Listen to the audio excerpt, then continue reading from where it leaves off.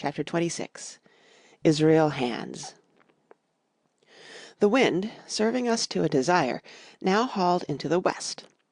We could run so much the easier from the northeast corner of the island to the mouth of the north inlet.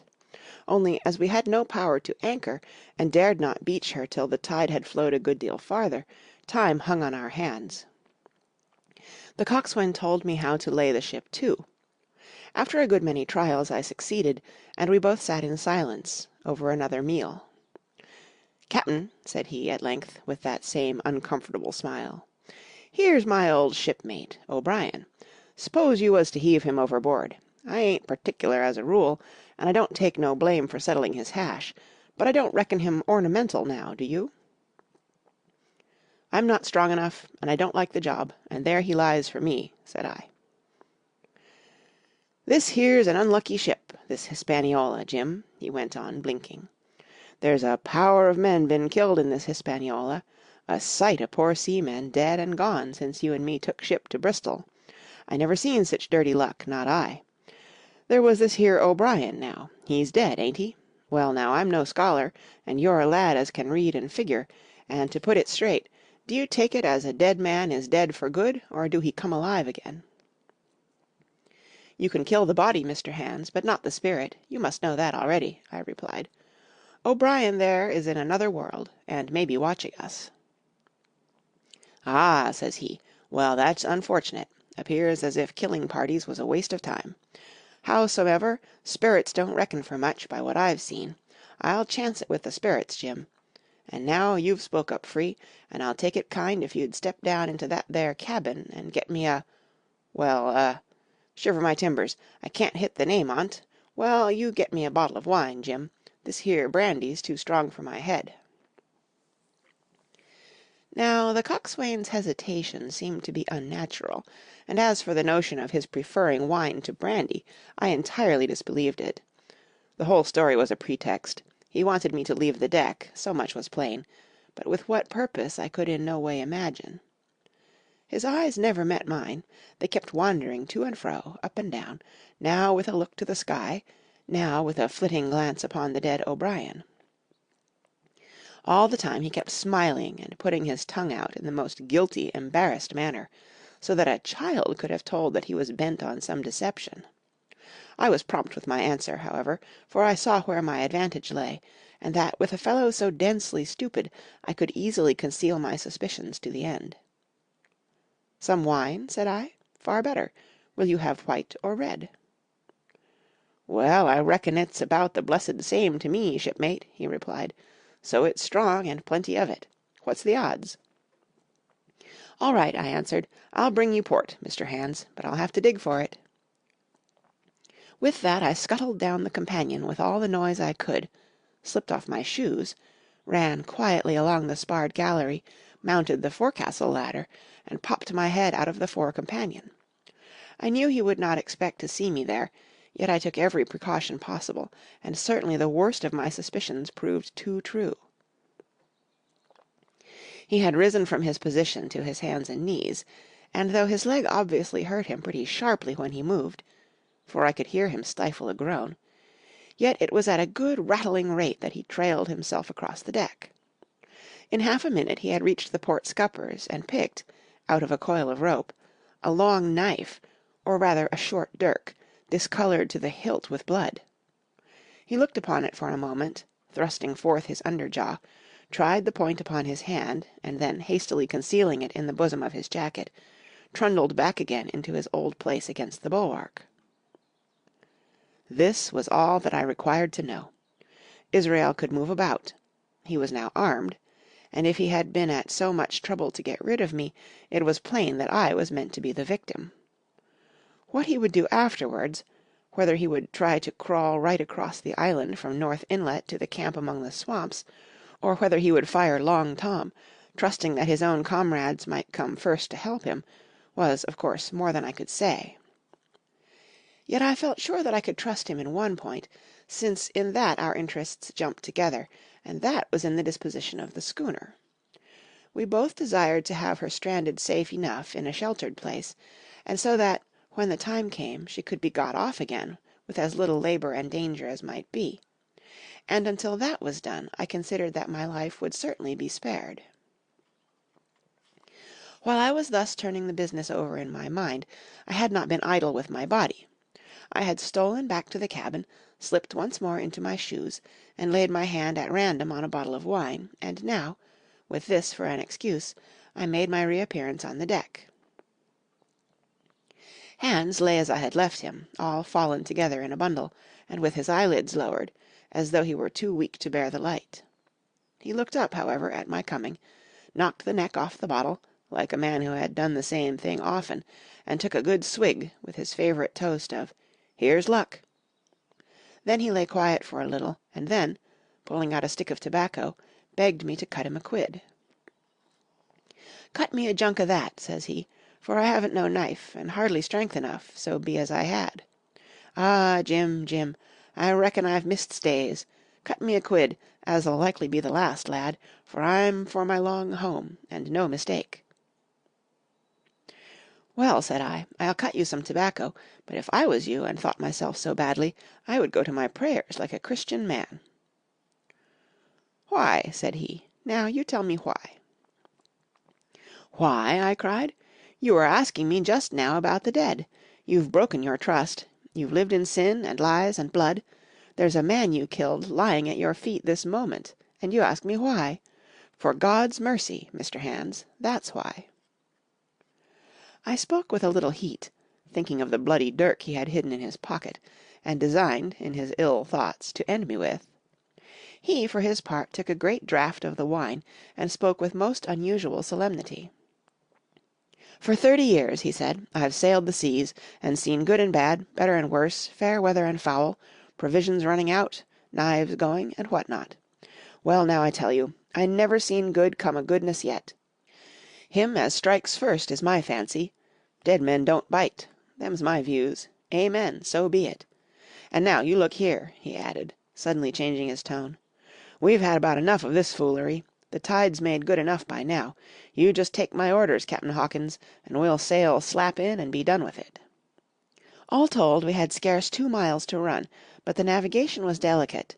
The entrance to this northern anchorage was not only narrow and shoal, but lay east and west, so that the schooner must be nicely handled to be got in.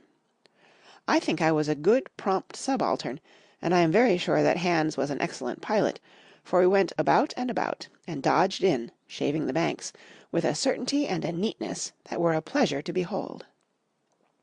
Scarcely had we passed the heads before the land closed around us. The shores of North Inlet were as thickly wooded as those of the southern anchorage, but the space was longer and narrower, and more like, what in truth it was, the estuary of a river. Right before us, at the southern end, we saw the wreck of a ship in the last stages of dilapidation. It had been a great vessel of 3 masts, but had lain so long exposed to the injuries of the weather that it was hung about with great webs of dripping seaweed, and on the deck of it shore bushes had taken root, and now flourished thick with flowers. It was a sad sight, but it showed us that the anchorage was calm. "Now," said Hans, "look there. There's a pet bit for to beach a ship in. Fine flat sand, never a cat's paw, trees all around of it, and flowers a-blowing like a garding on that old ship." "And once beached," I inquired, "how shall we get her off again?" "Why, so," he replied. "You take a line ashore there on the other side at low water. Take a turn about one o' them big pines, bring it back, take a turn around the capstan, and lie to for the tide. Come high water, all hands take a pull upon the line, and off she comes as sweet as nature. And now, boy, you stand by. We are near the bit now, and she's too much way on her. Starboard a little, so, steady, starboard, larboard a little, steady, steady." So he issued his commands, which I breathlessly obeyed, till all of a sudden he cried, "Now, my hearty, luff!" and I put the helm hard up, and the Hispaniola swung round rapidly, and ran stem on for the low wooded shore. The excitement of these last manoeuvres had somewhat interfered with the watch I had kept hitherto, sharply enough, upon the coxswain. Even then I was still so much interested, waiting for the ship to touch, that I had quite forgot the peril that hung over my head, and stood craning over the starboard bulwarks, and watching the ripples spreading wide before the bows. I might have fallen without a struggle for my life, had not a sudden disquietude seized upon me and made me turn my head. Perhaps I had heard a creak, or seen his shadow moving with the tail of my eye. Perhaps it was an instinct like a cat's, but sure enough, when I looked round, there was Hans, already halfway towards me, with the dirk in his right hand. We must both have cried out aloud when our eyes met, but while mine was the shrill cry of terror, his was a roar of fury like a charging bull's. At the same instant he threw himself forward, and I leaped sideways toward the bows. As I did so, I let go of the tiller, which sprang sharp to leeward, and I think this saved my life, for it struck Hans across the chest and stopped him, for the moment, dead. Before he could recover, I was safe out of the corner where he had me trapped, with all the deck to dodge about. Just forward of the mainmast I stopped, drew a pistol from my pocket, took a cool aim, though he had already turned and was once more coming directly after me, and drew the trigger. The hammer fell, but there followed neither flash nor sound. The priming was useless with sea water. I cursed myself for my neglect. Why had not I, long before, reprimed and reloaded my only weapons? Then I should not have been as now, a mere fleeing sheep before this butcher. Wounded as he was, it was wonderful how fast he could move, his grizzled hair tumbling over his face, and his face itself as a red ensign with his haste and fury. I had no time to try my other pistol, nor indeed much inclination, for I was sure it would be useless. One thing I saw plainly: I must not simply retreat before him, or he would speedily hold me boxed into the bows, as a moment since he had so nearly boxed me in the stern. Once so caught, and 9 or 10 inches of the blood-stained dirk would be my last experience on this side of eternity. I placed my palms against the mainmast, which was of a goodish bigness, and waited, every nerve upon the stretch. Seeing that I meant to dodge, he also paused, and a moment or two passed in feints on his part, and corresponding movements upon mine. It was such a game as I had often played at home about the rocks of the Black Hill Cove, but never before, you may be sure, with such a wildly beating heart as now. Still, as I say, it was a boy's game, and I thought I could hold my own at it against an elderly seaman with a wounded thigh. Indeed, my courage had begun to rise so high that I allowed myself a few darting thoughts on what would be the end of the affair, and while I saw certainly that I could spin it out for long, I saw no hope of any ultimate escape. Well, while things stood thus, suddenly the Hispaniola struck, staggered, ground for an instant in the sand, and then, swift as a blow, canted over to the port side, till the deck stood at an angle of 45 degrees, and about a puncheon of water splashed into the scupper holes, and lay in a pool between the deck and the bulwark. We were both of us capsized in a second, and both of us rolled, almost together, into the scuppers, the dead Redcap, with his arms still spread out, tumbling stiffly after us. So near were we, indeed, that my head came against the coxswain's foot with a crack that made my teeth rattle. Blow and all, I was the first afoot again, for Hans had got involved with the dead body. The sudden canting of the ship had made the deck no place for running on. I had to find some new way of escape, and that upon the instant, for my foe was almost touching me. Quick as thought, I sprang into the mizzen shrouds, rattled up hand over hand, and did not draw a breath till I was seated on the cross-trees. I had been saved by being prompt. The dirk had struck not half a foot below me, as I pursued my upward flight, and there stood Israel Hands with his mouth open and his face upturned to mine, a perfect statue of surprise and disappointment. Now that I had a moment to myself, I lost no time in changing the priming of my pistol, and then, having one ready for service, and to make assurance doubly sure, I proceeded to draw the load of the other, and recharge it afresh from the beginning. My new employment struck Hans all of a heap.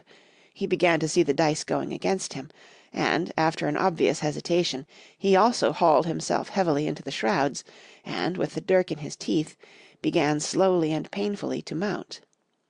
It cost him no end of time and groans to haul his wounded leg behind him, and I had quietly finished my arrangements before he was much more than a third of the way up. Then, with a pistol in either hand, I addressed him. "One more step, Mr. Hans," said I, "and I'll blow your brains out. Dead men don't bite, you know," I added with a chuckle. He stopped instantly. I could see by the working of his face that he was trying to think, and the process was so slow and laborious that, in my new found security, I laughed aloud.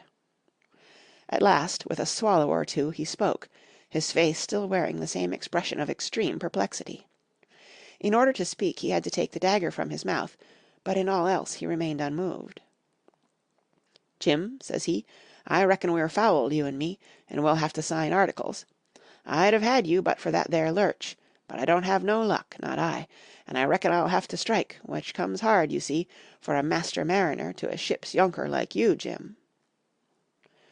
I was drinking in his words and smiling away, as conceited as a cock upon a wall, when, all in a breath, back went his right hand over his shoulder.